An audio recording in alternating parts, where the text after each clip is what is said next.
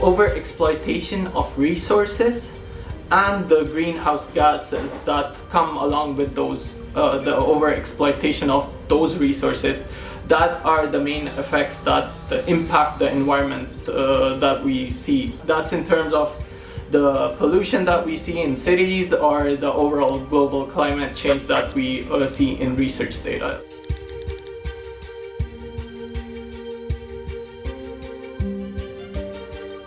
The amount of CO2 being produced because people aren't going to work is dramatically reduced. That's a very simple way. Obviously, that's having a big effect on our economy in a negative sense, but in terms of climate change, it's positive.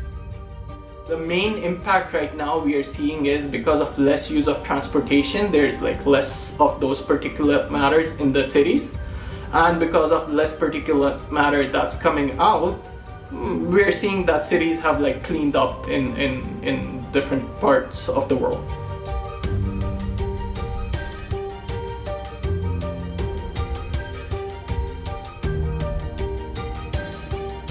Well, I think it's probably the first time that people globally are beginning to realize how important it is to work very closely together. You know, we talk about global warming and concepts like that, but it's a little bit apart from us. People can see direct effects in their area, obviously, and they can be very acute. But here is something that personally affects everyone. And I think that's why this pandemic is going to change dramatically what we do.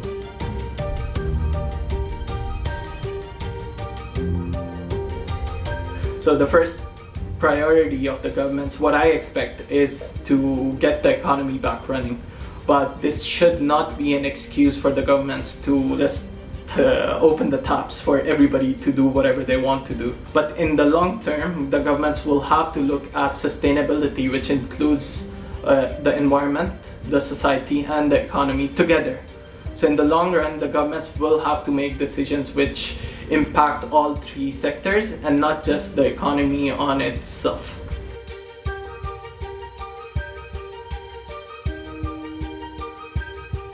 More than 50% of the population is living in cities, and they've seen the impact of like less consumption and less travel on the cities.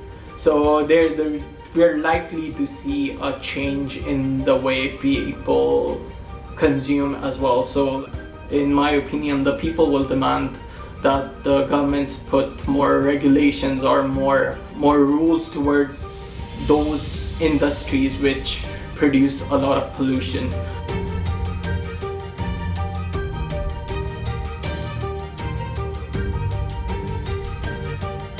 Telling you that after the crisis is over that you should stay at home because it's good for the environment isn't really a really good argument. We have to look at the environment, the economy, and the society together.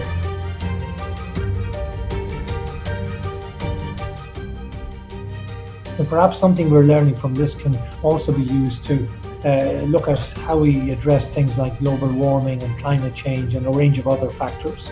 Because I think perhaps we've been taking our environment a little bit for granted, and now we really seriously have to consider what are the potential issues that could be out there and come up with ways of dealing with them and think about this and be ready.